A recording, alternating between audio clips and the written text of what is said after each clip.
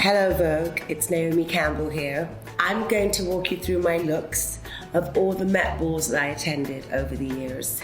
This is quite a thrill.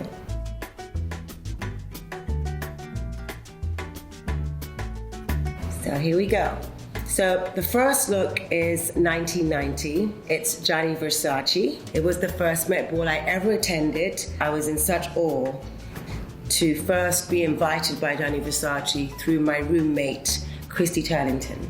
The 90s was you wore everything. You dressed up in the 90s. It didn't matter if you're going for dinner. We would all go to dinner outside of work. Christy, Linda, and I, we would dress up. You know, to enjoy your clothes, enjoy your accessories, enjoy your hair. This one also, I'm wearing Gianni Versace. Wow.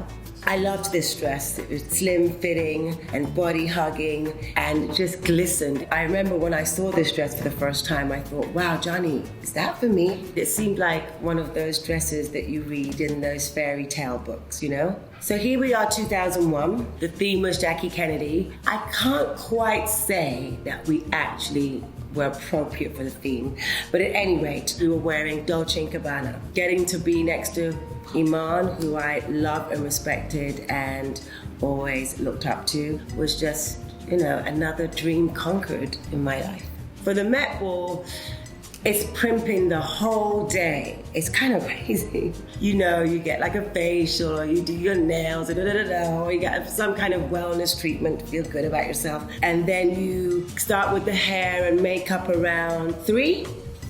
If you're doing 4, you're pushing it. 2003, and here I am wearing Dolce again with Victoria Beckham. I love this whole collection they did with like the sewing and the lace. I still have this dress. It was definitely ruby red night because I've got tons of rubies on it. I've got a choker and a crucifix.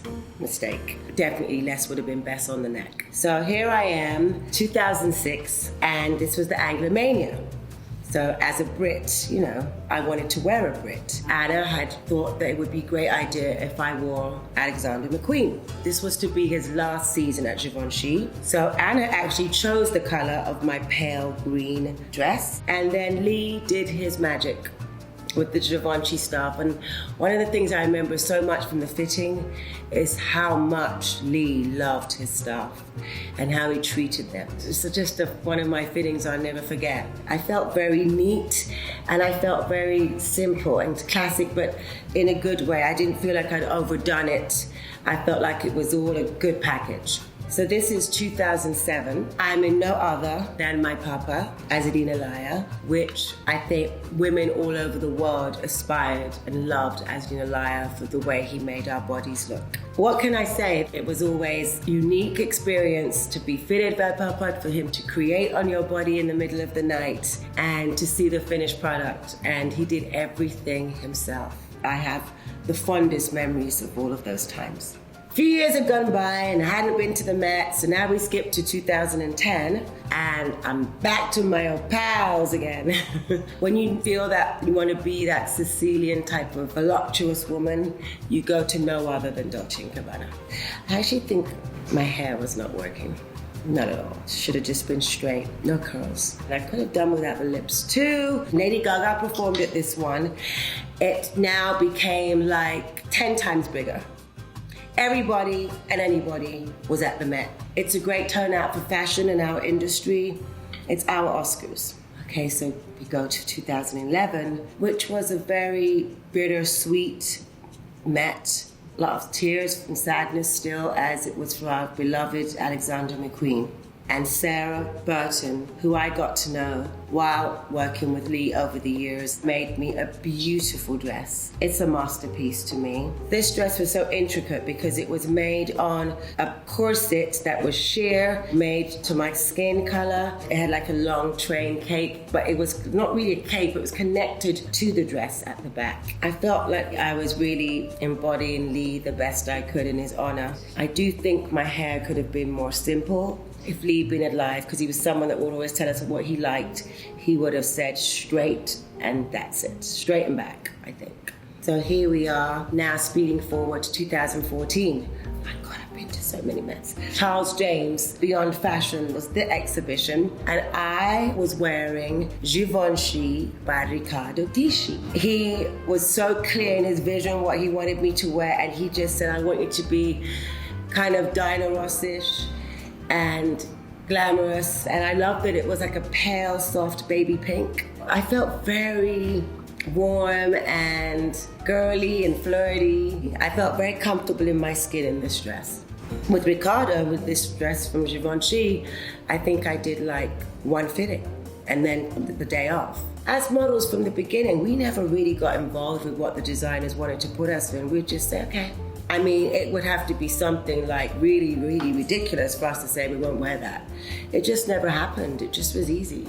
Here we are, 2015, a year later, and the theme for this year's was China Through the Looking Glass. I wanted to wear Burberry, and Christopher Bailey was the artistic director of Burberry, and so Burberry's what we wore. When I first met Christopher Bailey, he worked at Gucci when Tom Ford was the creative director. So I know that Christopher Bailey knew how to make me a sexy dress, and he did. I loved this dress. It was like a chartreuse sequins, matte, with feathers at the bottom, like an ostrich feather, and it was just really close to my body. I had a long plunging neckline, no jewelry this time, absolutely nothing. Not one necklace, zilch. I just wore a bracelet and that was it. It was great. I loved this dress, and I got to have accompany me my wonderful and great friend, director Lee Daniels. It was a fun Met, and it was a fun after party too that night. We were out dancing all night long. 2016, Manus Machina, and so it's more this futuristic thing. There were some intricate dresses, there were dresses with electricity. I mean, I cannot tell you. I was wearing Peter Dundas, and I thought, I just want a simple dress. It was a kind of bra top, then a skirt. Then he connected the bra top to the skirt, and he did that on the Sunday, the day before the Met. We thought about putting a big feather coat, but then we just thought it was too much. It was just better to go simple like that. Okay, so here we are, 2017. It's Comme des Garçons. And I've known Ray Karakuba and worked for Ray since I was 16, since 1986. So it was such an honor. I mean, she could do like 5 exhibitions without repeating the same thing easy, because she's just got so much amazing archive. This was the first time I'd gone to the Met without a designer. So I was like, okay, what am I gonna wear? Of course, you know what I wore. I wore Aizin Alaya, I wore my papa.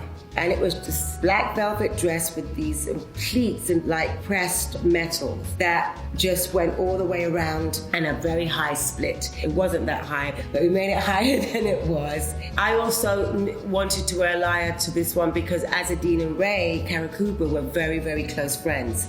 And so I thought it would be appropriate. So here we are, skipping 2 years forward to 2019. And this Met Ball is called Camp, C-A-M-P. We used to say that word in the late 80s and 90s the whole time. And she's so camp, he's so camp. As you can imagine, the word camp, you can go in so many directions, up, down, across, whatever. And that's exactly how it went down. I was going to the Met this year with Sir Johnny Ive, so I chose this year to wear Pier Paolo Valentino, Maison Valentino, Pier Paolo. So here comes Saturday. I go up to Valentino's store to do my fitting. I tried my dress, but there was something, I don't know, it was too much fabric, I felt. And Pier Paolo came and he completely started the dress from scratch. Basically, he made me a bodysuit and put like a skirt around, and then I had that incredible cape. I mean, my outfit was really lace tights and a chiffon top with a chiffon skirt around, and it was made in like 30 hours. I think that's the most fun I've had at the Met ever. It was incredible to see Cher. Everyone just like got out their cameras, and just it's like the Queen's arrived. And walking in with Pier Paolo, Dame Joan Collins, who I think epitomizes the word camp. This was her Met Ball. I think she was one of that hands down. This hair, I decided for this Valentino look, first of all, it was going to be short hair. No. Then it was going to be an afro hair. No. And then we decided to have 40 inches of hair. We wanted long hair. We thought 40 inches would be perfect. Thank you all for joining me on my Met Ball looks. I want to thank you, Anna, for having me for so many years. From when I first went to where we are now. Wow, wow, wow. Congratulations, bravo, because it's really an event.